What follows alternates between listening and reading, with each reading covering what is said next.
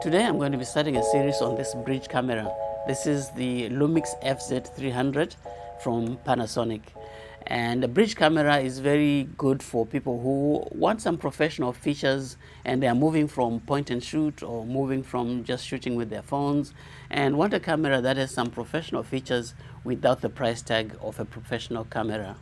So now let's have a full exterior walkthrough of this camera. It's also known as the FZ330 in some markets, and it was released in September 2015 but discontinued around 2022. At the bottom of the camera you have your tripod mount, which is a standard 1/4 inch thread, but just avoid using long threaded screws. This is not a very deep socket. And then you also have your release lever for the battery and memory card door, and when you just flip it back like this, it opens up the battery and SD card slots. And then at the top there you have a latch that releases and your battery comes out once it's released. And make sure the contacts are lining up with the contacts in the battery compartment before you push it in, and it locks into place. And then you also have your SD card right there, and you just press it once and it releases. And you always put it in with the label facing the front of the camera. Place it in and it clicks into place. So that's your battery door. And then on the side here you have a DC coupler cover. You can't see it very clearly, but when you flip this open, it allows you to put a cable through here. You can power this camera using an AC power adapter that you can buy with a dummy battery that you place in there, and the dummy battery will have a cable that runs out of the camera into your power adapter. So that is what this flap is there for. When you're not using it, it just fits back into place just like that. Top of the camera, you have your shutter button as usual, and the way it works is the same way it works on other cameras, and that is for you to focus, you half press the shutter button, and once you hear the beep, it means it's focused, and then you press all the way and it takes the picture. Now this lens is fixed, it's not detachable, and it also doesn't have any zoom ring or any focus ring or aperture ring. So controlling this lens has to be through other means, and one of those is the zoom lever around the shutter button. When you go towards the T, that's your telephoto range, and when you go towards the W, that's your wide angle range. You can also control that by using the lever on the side of the lens, which has the same markings. You push up to zoom in and you push down to zoom out. At the front here you have your self timer indicator, or the AF assist lamp, and this lights up during self timer countdown or assists focusing in low light. For now I have this set to a 10-second self timer, so when I press this you can see the light flashes. It also comes on when you are in low light conditions to assist in focusing. Let's look at the top of the camera, and what you have here are two function buttons, FN1 and FN2, and both of those are customizable, but by default the FN1 or function 1 button is used to control or adjust exposure compensation. So when you press it and you adjust a dial, you actually change the exposure compensation. So let me demonstrate that. So you can see on the screen, there's too much reflection, right? Okay, there we go.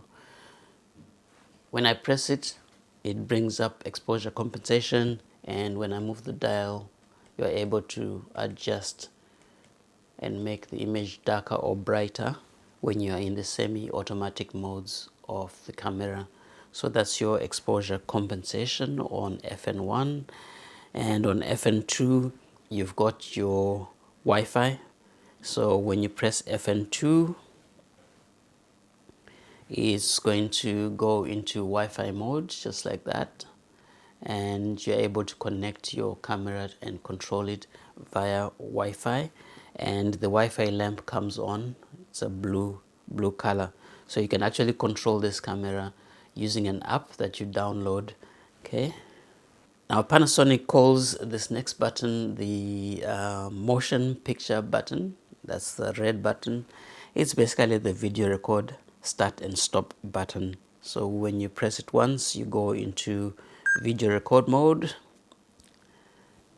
As you can see, the red button starts showing on the screen, showing that you're recording. You can see how much time you've recorded on there, and then at the bottom of the screen you can see the time remaining for recording on this particular card. You press it again to stop recording. So this is your rear dial, and when you move that rear dial, you're able to change settings like aperture and shutter speed, and you're also able to scroll through menus. So if you're in your menu mode and you use that, you can scroll through the different menus. As we go through there, you can also use this FN3 button to get out of any menu or go backwards when you are in a menu trying to do something. Maybe I should have mentioned this one first, but this is your on and off switch right beside the mode dial. And you might as well look at that as well. So you have your mode dial, and this is where you select what shooting mode you want to be in. You want to shoot in manual? Are you shooting a video? Are you shooting in shutter priority, aperture priority, program mode, auto mode, and these other creative modes? So that's your mode dial at the top, and with your on and off switch right there. Let's look at the top of the camera. One is your stereo microphone. So you see these two slits at the top. That's where your stereo internal microphone sits. And so if you're recording ambient sound, avoid having your fingers covering that section of the camera. And then you have your hot shoe, and this you can use to attach an external flash, or you can actually use it to attach an external mic if you have a mic that can connect and communicate with your camera through the hot shoe. At the top you have your built-in flash, and to open up the flash there's a lever on the side of the lens right here, and you just push it forward. That opens up the flash, and now it's functional. Just next to the viewfinder is something that is neglected by a lot of people, and that is the diopter adjustment. And what the diopter adjustment does is focuses your viewfinder so that it fine-tunes that viewfinder focus for your eyes.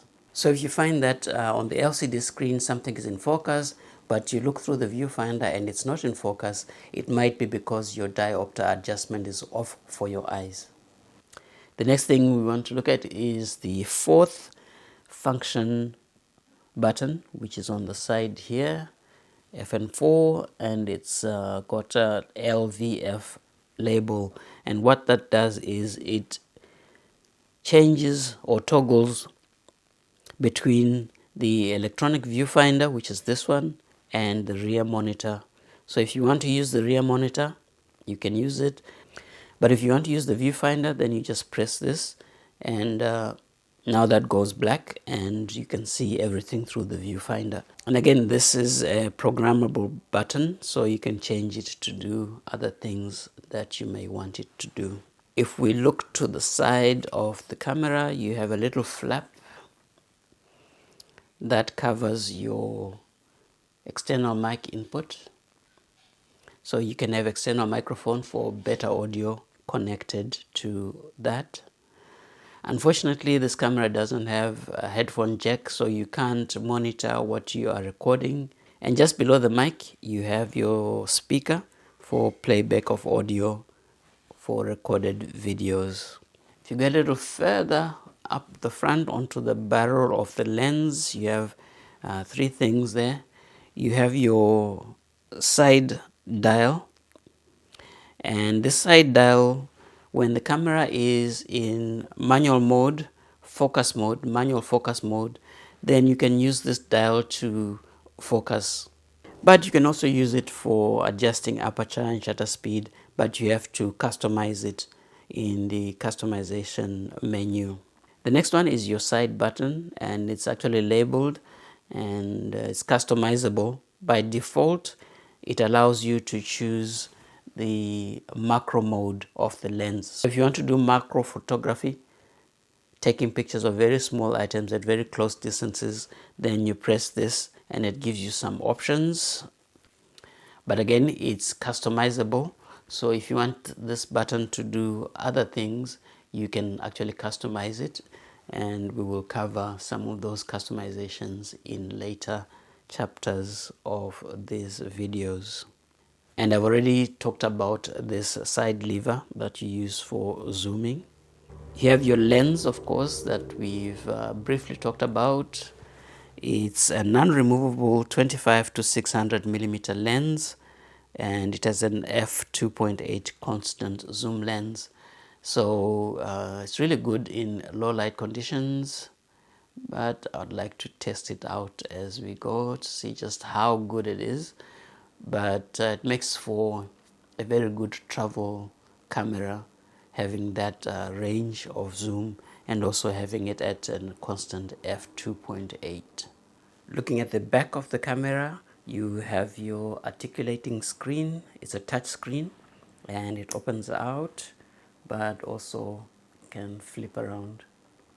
And so this is really good for doing vlogs where you want to be able to see yourself as you shoot. And you can actually tap the screen to focus or access menus and change settings. And then up here you obviously have your eye cup and your viewfinder, but you also have this eye sensor, and this automatically switches between your monitor and your EVF or your viewfinder when you bring the camera to your eye.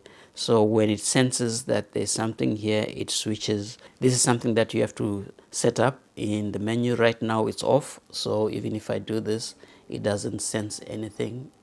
But when you have it set up, when you do this, it switches automatically. Right now it's set to using the function 4 button to switch. On this side of the camera, you have several buttons that we'll go through. First one is your AF AE lock button, and this locks focus or exposure when pressed. So if you're focused and you want the camera to stay focused on the subject while you recompose, you just press this button and it will lock that focus until you take the picture. Around the AF AE lock button, you have your focus mode lever, and this is what switches between your focus modes. You can switch between manual focus and then these 3 autofocus modes, which we'll cover in later chapters. And that is autofocus continuous, where you are trying to focus on a moving subject. The camera continues to track the subject and keep that subject in focus as it moves. Or these 2 at the top, where you're focusing on a stationary subject, especially for autofocus single, or you are in autofocus flexible, where you have a stationary subject that might move like a child or a pet, and it then combines autofocus single and autofocus continuous to keep your subject in focus even when that subject moves unpredictably. Next, you have the green button, which is your playback button, and that's what you use to review images. So when you press, you can play back whatever you've recorded. And then the next thing you have is your display button, and the display button changes what information is displayed on the LCD screen. So it cycles through different info display cycles. So I can have that, I can have it display that, or I can have it display that, or have it display that. So that's your display button. The next thing we want to look at is the cursor button or the four-way controller. Now each direction has a dedicated function. So you have the up direction is dedicated to ISO sensitivity. So when you press, it brings up your ISO and you can use the dial to change your ISO. If you press, get out of there and you press on the right, you get access to your white balance. If you press down, you get access to your drive mode. That's whether you're going to be shooting singles or in burst mode or using a timer to shoot your pictures. And then finally you have your focus modes, whether you are going to have face detect, one area, tracking, etc. And then the center button is what you use to get into menus and to accept settings. At the bottom you have your third function button, which is programmable, but by default it is your quick menu access. So when you press it, you have quick access to a lot of the menu functions, and you can use the cursor to go through the different menu items and make changes, selections, whatever you need to do. So this gives you quick access to menus. It's also the cancel button, so if I want to get out of anything that I'm doing, I can press FN3 and it takes me out of that. Or if I, let's say, so if I'm in this menu and I go there and I want to get out of this menu, I can either lightly press the shutter button or just press this FN3 and it takes me one step out of the menu. If I press it again, it takes me all the way out. So that's your cancel button. And when you're in playback mode, it acts as your delete button. So when you press it, you go into the delete menu and you can select whether you want to delete a single image, delete multiple images, or delete everything. Press it again and it cancels that operation. On the side of the camera you have a flap that's labeled HDMI, but it actually has 3 different ports in there. A bit hard to see, but yeah. So it has 3 ports in there. One is your remote control, and this is for wired shutter remotes. It's a 2.5mm socket that you use to connect wired shutter remotes to control your camera. The next one is your HDMI socket, and that's what you use to connect to a monitor or TV. And then finally you have your AV out digital socket, and this is what you use for USB data transfer or connecting AV output. And that wraps up our full exterior walkthrough of the Panasonic Lumix FZ300. So if this video was helpful, please subscribe, like, and leave a comment below with any questions about this camera. Stay tuned for some more detailed look at this camera.